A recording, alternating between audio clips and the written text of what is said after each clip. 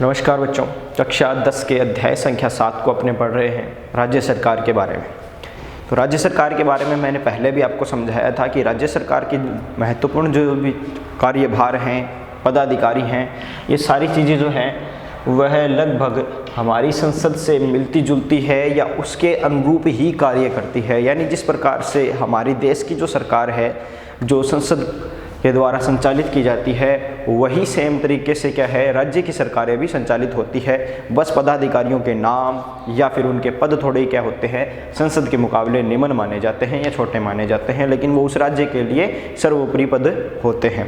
तो हमने क्या है, राज्य के दोनों सदनों के बारे में पढ़ा, विधान परिषद, विधानमंडल के बारे में पढ़ा, जो क्या है संसद में भी 2 सदन होते हैं, राज्यसभा, लोकसभा, उसी की तरह। ठीक है, तो इन सभी चीज़ों में समानता है लगातार। अभी अपने क्या बात करेंगे, हमारा जो नेक्स्ट पॉइंट रहेगा वह है राज्य कार्यपालिका। राज्य कार्यपालिका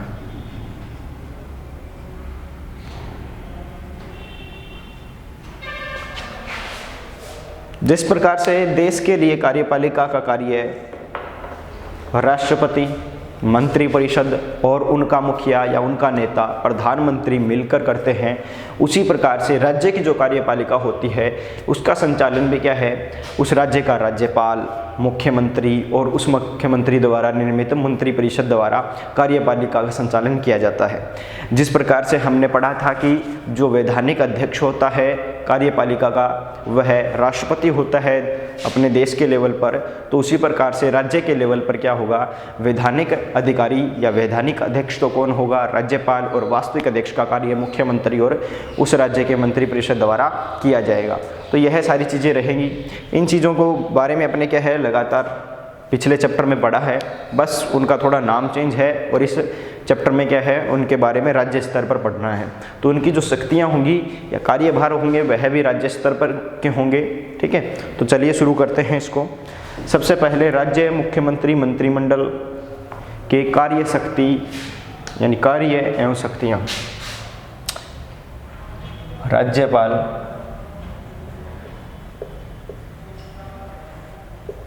मुख्यमंत्री,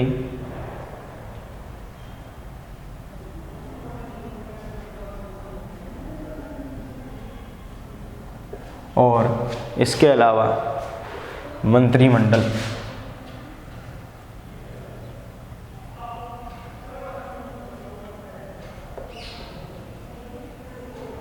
इन सभी के कार्य क्या क्या होते हैं तथा शक्तियां क्या रहेंगी।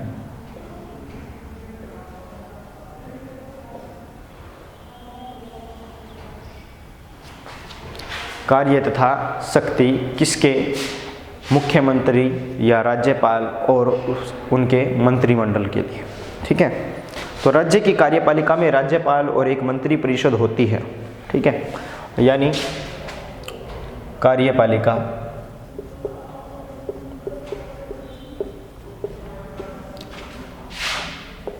जिसका क्या नाम है वह राज्य कार्यपालिका। ठीक है, एक है हमारे पास राष्ट्रीय कार्यपालिका। ठीक है, दोनों में डिफरेंस क्या है, इसमें तो होता है राष्ट्रपति, फिर मंत्रिपरिषद,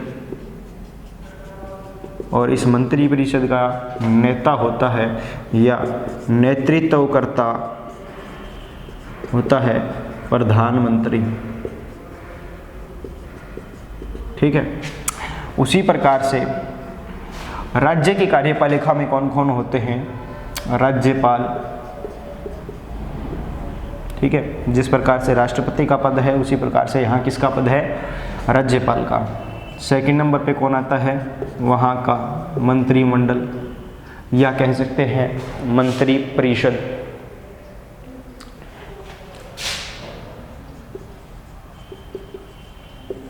ठीक है, और इस मंत्री परिषद का नेतृत्वकर्ता कौन होता है, नेतृत्वकर्ता होता है मुख्यमंत्री उस राज्य का मुख्यमंत्री। ठीक है, तो यह लोग रहते हैं किसमें? राज्य कार्यपालिका में। राज्य कार्यपालिका के यह भाग होते हैं मुख्य, या आप कह सकते हैं यह प्रमुख लोग होते हैं। संविधान में राज्यों में भी संसदात्मक व्यवस्था की स्थापना की गई है और इस संसदात्मक व्यवस्था में राज्यपाल राज्य की कार्यपालिका का वैधानिक प्रधान होता है। राज्य कार्यपालिका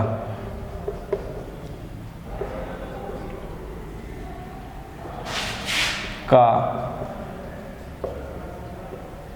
वैधानिक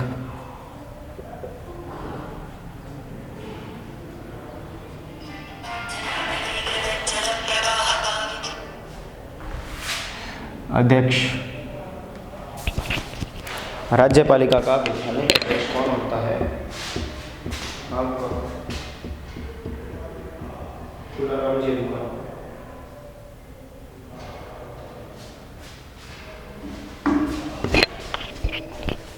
वैधानिक अध्यक्ष तो रहेगा राज्यपाल। यह चीज़ मैंने आपको समझा भी दी है कि जिस प्रकार से यहाँ कौन था? वैधानिक अध्यक्ष राष्ट्रपति था, उसी प्रकार से राज्य कार्यपालिका में भी वैधानिक अध्यक्ष कौन होगा? राज्यपाल होगा। ठीक है। और वैधानिक प्रधान होता है, जबकि मुख्यमंत्री और उसकी मंत्रिपरिषद राज्य की कार्यपालिका की सत्ता की वास्तविक अध्यक्ष होती है। राज्य कार्यपालिका के वास्तविक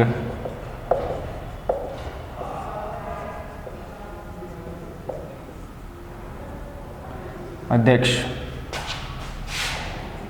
मुख्यमंत्री उस राज्य का तथा उसकी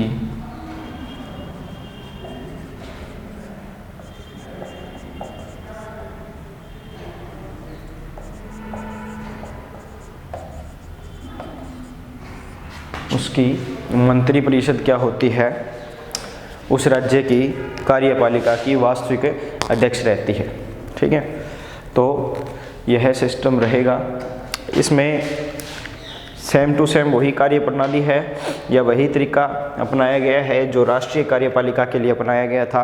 अंतर सिर्फ इतना है कि यहाँ मंत्रिपरिषद का नेता प्रधानमंत्री होता है और राज्य कार्यपालिका में मंत्रिपरिषद का नेता मुख्यमंत्री रहता है।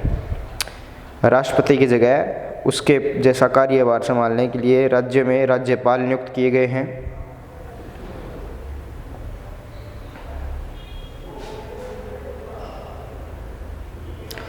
तो चलिए आगे शुरू करते हैं। राज्य का वैधानिक प्रधान राज्यपाल। अभी सबसे पहले अपने राज्य के वैधानिक प्रधान राज्यपाल के बारे में पढ़ना शुरू करेंगे।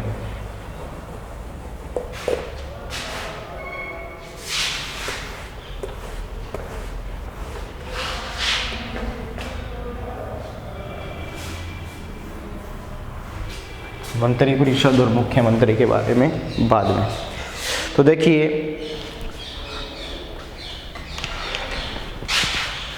वैधानिक प्रधान होता है, यह हमने देख ही लिया। तो देखते हैं सबसे पहले राज्यपाल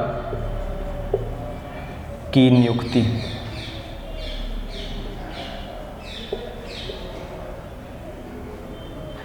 राज्यपाल की नियुक्ति। तो राज्यपाल की नियुक्ति द्वारा राष्ट्रपति के प्रसाद पर्यंत अपना पद धारण किया जाता है। उसकी नियुक्ति 5 वर्ष की अवधि के लिए की जाएगी, लेकिन वह अपने उत्तराधिकारी के पद ग्रहण करने तक अपने पद पर बना रह सकता है। राज्यपाल को उसकी कार्य अवधि 5 वर्ष पूर्व भी राष्ट्रपति के द्वारा हटाया जा सकता है। एक राज्य में दूसरे राज्य में स्थानांतरण किया जा सकता है। राज्यपाल यदि चाहे तो समय से पूर्व भी अपना पद त्याग कर सकता है।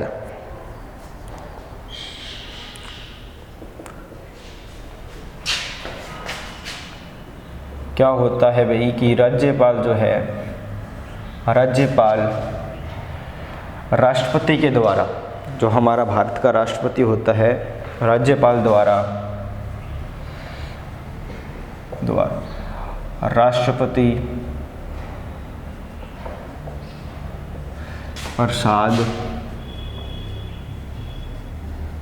पर्यंत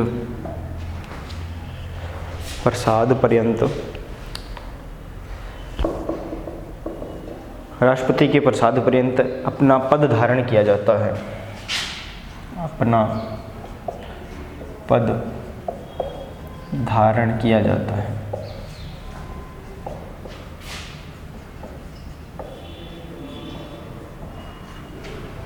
कार्यकाल कितना होता है भाई? 5 वर्ष का। ठीक है, यानी राष्ट्रपति एक बार के लिए राष्ट्रपति के द्वारा उसको पद प्रदान किया जाता है तो वह कम से कम 5 वर्ष के लिए राज्यपाल के रूप में रह सकता है। इससे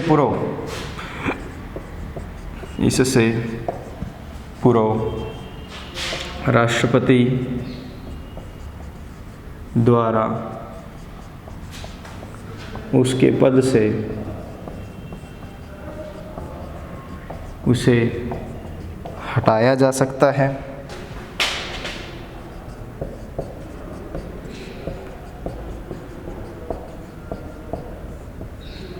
या फिर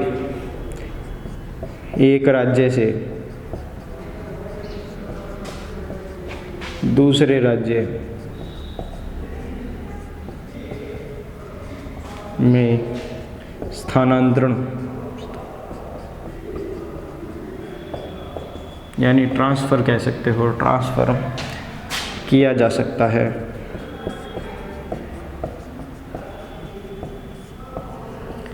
और राज्यपाल स्वयं चाहे तो त्यागपत्र देकर भी पद से हट सकता है।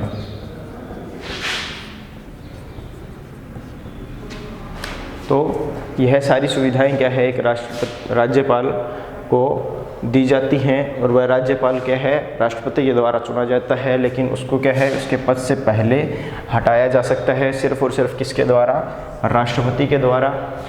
उसके बाद उसको क्या है, एक राज्य से दूसरे राज्य में उसका क्या किया जा सकता है, स्थानांतरण किया जा सकता है, ट्रांसफ़र किया जा सकता है और स्वयं अगर चाहे तो त्यागपत्र देकर अपने पद से हट सकता है। तो यह राज्यपाल की नियुक्ति थी। अब क्या है, राज्यपाल के नियुक्ति के संबंध में स्वस्थ परंपराएं क्या क्या रहती हैं वो देखते हैं अपने।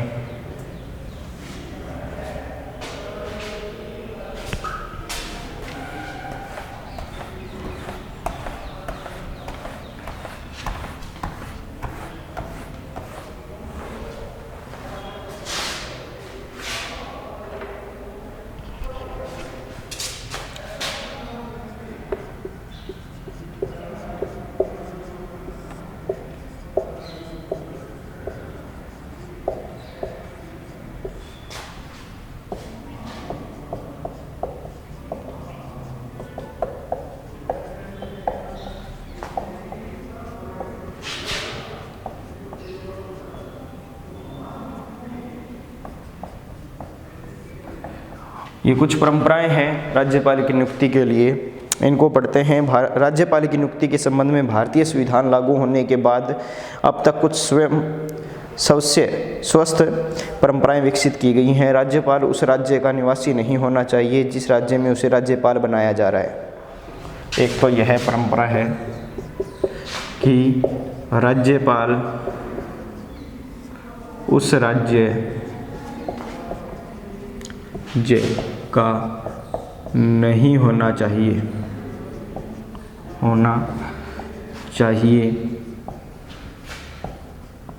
जहां उसे राज्यपाल बनाया जा रहा है, बनाया जाए। ठीक है, यानी अगर उसी राज्य का है तो उसको उस राज्य का नहीं बना जा सकते। जैसे राजस्थान का कोई राज्यपाल बनेगा तो वह राजस्थान का नहीं होगा, कभी वो राजस्थान में नहीं रहा होगा, उस राज्य का निवासी नहीं होगा, राज्य का निवासी नहीं होना चाहिए। ठीक है, यह थी पहली परंपरा। दूसरी परंपरा को देखते हैं कि राज्यपाल की नियुक्ति से पूर्व केंद्रीय सरकार संबंधित राज्य के मुख्यमंत्री से परामर्श करे तथा उससे सहमति प्राप्त करे। यानी राज्यपाल की नियुक्ति से पूर्व केंद्रीय सरकार जो है, राज्यपाल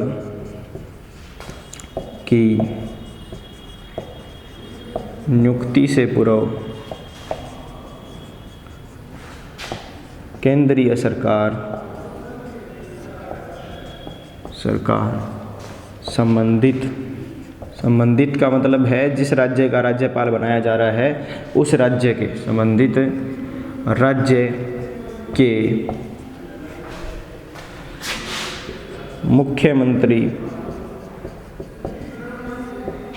मुख्यमंत्री से क्या है, एक तो परामर्श लेना है और उसकी सहमति प्राप्त करनी है। मुख्यमंत्री से परामर्श ले तथा उसकी सहमति प्राप्त करें।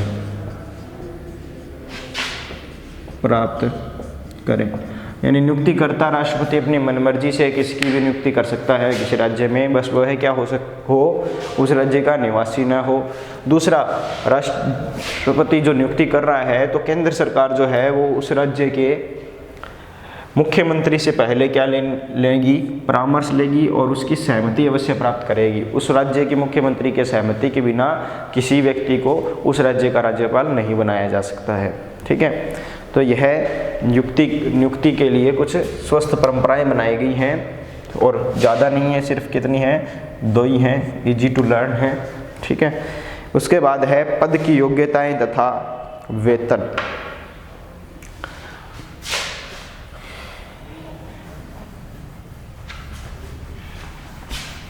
वैधानिक अध्यक्ष जो है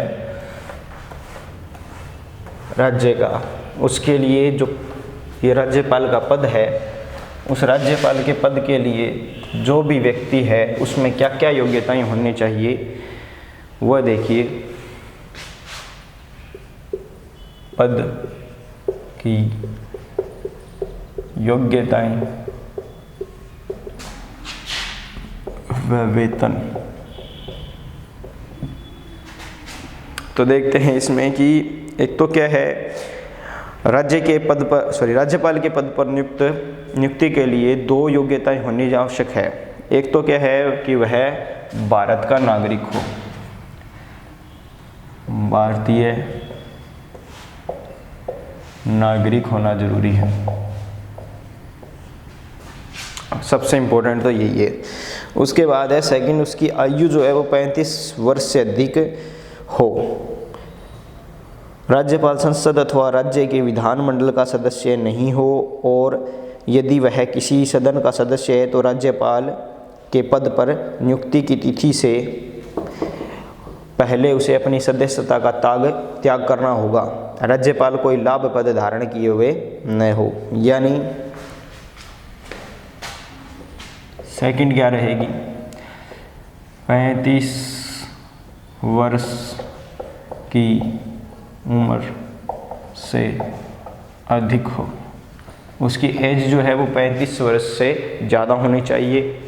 इसके अलावा वह क्या है कि एक तो राज्यपाल संसद अथवा राज्य के विधानमंडल का सदस्य नहीं हो, संसद या किसी राज्य की विधानमंडल का सदस्य नहीं हो,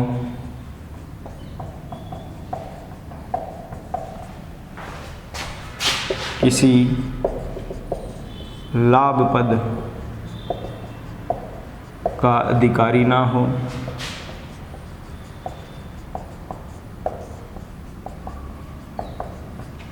ठीक है। और उसके बाद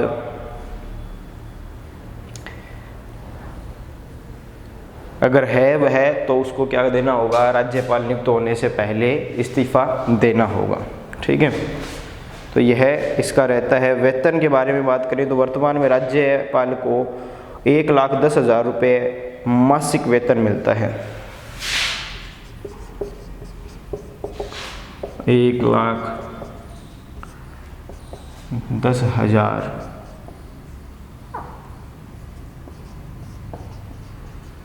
रुपये प्रति माह है।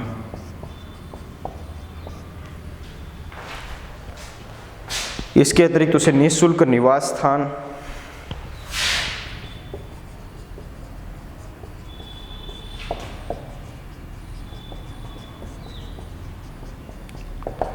निवास स्थान मिलेगा निःशुल्क रूप से।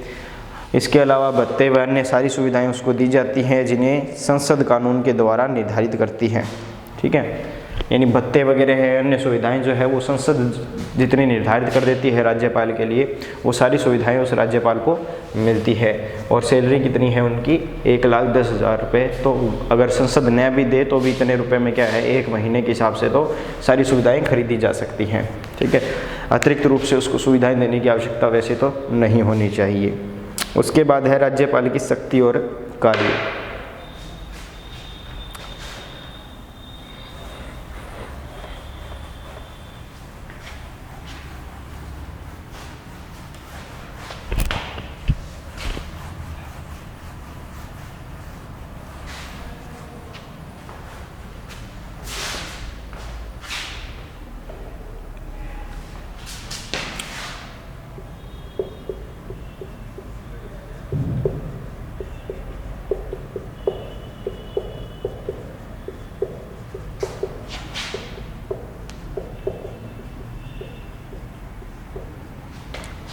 राज्यपाल की शक्तियाँ क्या रहती है और उसके कार्य क्या रहते हैं वो देखते हैं कि संविधान के द्वारा राज्यपाल को पर्याप्त और व्यापक शक्तियाँ प्रदान की गई हैं।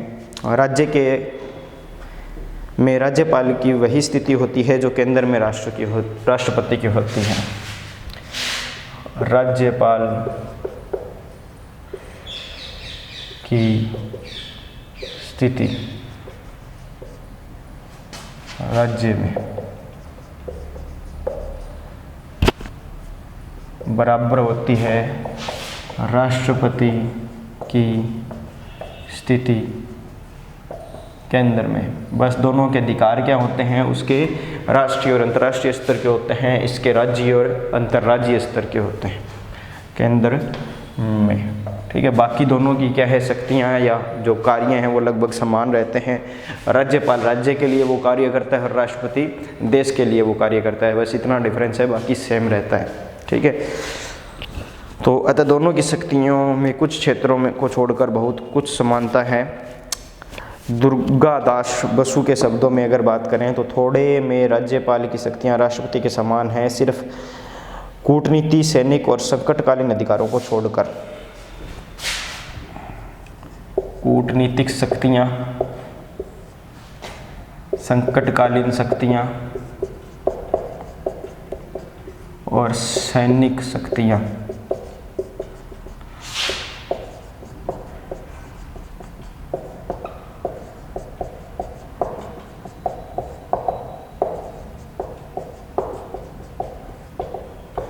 इन तीनों शक्तियों के अलावा राज्यपाल और राष्ट्रपति की शक्तियां सेम रहती हैं। ठीक है, सैनिक, हाँ, राज्यपाल की शक्तियों का अध्ययन अपने क्या है आगे के पॉइंट्स में करते हैं, जिसमें क्या है सबसे पहले आती है कार्यपालिका शक्ति।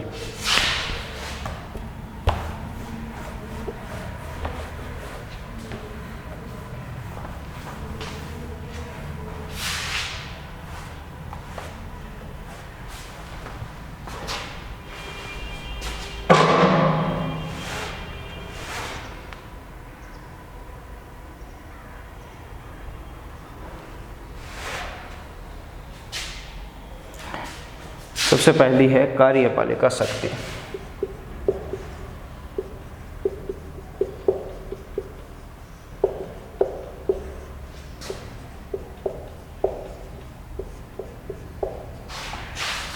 देखिए, कार्यपालिका शक्ति की बात करें तो उस राज्य की कार्यपालिका शक्तियाँ राज्यपाल में निहित होती है वैधानिक रूप से। ठीक है, सारी शक्तियाँ किस में निहित होती है? राज्यपाल में निहित होती है, क्योंकि वैधानिक अध्यक्ष कौन होता है कार्यपालिका का? स्वयं राज्यपाल होता है राज्य की कार्यपालिका का, जिनका प्रयोग वह स्वयं और अधीनस्थ पदाधिकारियों द्वारा करता है। ठीक है, सारी शक्तियों का प्रयोग है उसके स्वयं के द्वारा और अधीनस्थ पदाधिकारी जैसे कि मंत्रिपरिषद के हैं या फिर जो मुख्यमंत्री है उनके द्वारा इस्तेमाल की जाती हैं उसकी सारी शक्तियाँ। वह मुख्यमंत्री की नियुक्ति करता है तथा उसके परामर्श पर अन्य मंत्रियों की। कार्यपालिका में पहली क्या पावर है उसकी? मुख्यमंत्री की नियुक्ति करना, मुख्यमंत्री के परामर्श से मंत्रिपरिषद का गठन करना,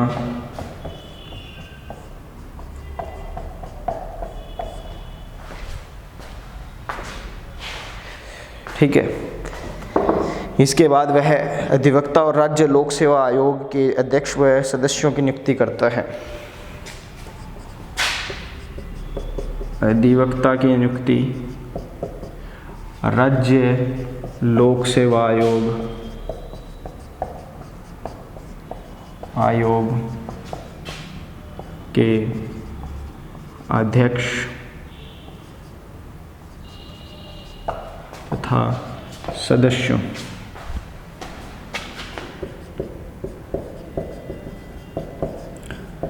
की नियुक्ति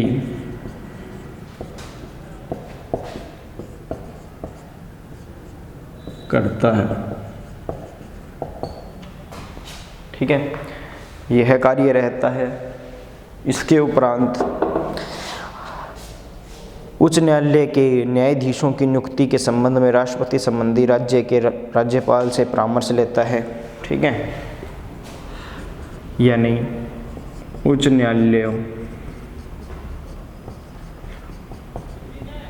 के न्यायाधीश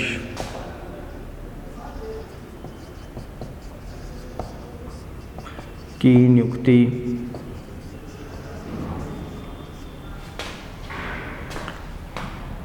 में परामर्शकर्ता का कार्य करता है। किसको देता है परामर्श? राष्ट्रपति को देता है, क्योंकि राष्ट्रपति उनकी नियुक्ति करता है। राज्य सूची में उल्लिखित विषयों का तक विस्तृत सारी शक्तियां राज्यपाल के पास रहती हैं। राज्य सूची में उल्लेखित सभी जो विषय रहते हैं, उल्लेखित विषयों तक राज्यपाल की शक्ति सीमित रहती है। यानी वह उसकी सारी शक्तियाँ राज्य सूची में जो उल्लेखित विषय हैं उन्हीं के दायरे में रहती है, सीमित रहती है। इसके अलावा राज्य सरकार के कार्य के संबंध में वह नियमों का निर्माण करता है तथा मंत्रियों के बीच कार्यों का विभाजन भी करता है। उसे मुख्यमंत्री के शासन से संबंधित सभी विषयों के संबंध में सूचना प्राप्त करने का अधिकार है। वह मुख्यमंत्री को किसी मंत्री के व्यक्तिगत निर्णय को संपूर्ण मंत्रिमंडल के सम्मुख विचार करने के लिए कह सकता है, या फिर राज्यपाल मंत्रिपरिषद के सदस्यों को पद एवं गोपनीयता की शपथ दिलाता है, उनके त्यागपत्र स्वीकार करता है और उन्हें मुख्यमंत्री सहित पद विमुक्त भी कर सकता है। तो ये सारी शक्तियाँ जो है जिनमें सबसे इम्पोर्टेंट यह रहता है। ठीक है, इसके अलावा जो मंत्रिपरिषद के सदस्य हैं उनकी पद की नियुक्ति करना, उनको शपथ दिलाना या उनके त्यागपत्र स्वीकार करना, ठीक है, या उनको पद विमुक्त करने का कार्य जो है वह राज्यपाल द्वारा किया जाता है। तो इन सारी चीज़ों को या जो राज्य की कार्यपालिका है, उम्मीद करता हूँ मैं आपको समझ में आया होगा। राज्य की कार्यपालिका का जो पहला भाग है राज्यपाल, उसकी शक्तियों या कार्यों के बारे में कार्यपालिका की जो शक्तियाँ हैं उनके बारे में पढ़ा है। इसके अलावा विधायी शक्तियाँ या वित्तीय शक्तियाँ जो है या न्यायिक शक्तियाँ जो है राज्यपाल के पास, उन सभी के ऊपर अपने क्या है चर्चा करेंगे। इसके अलावा विविध शक्तियाँ भी क्या है रहती हैं, तो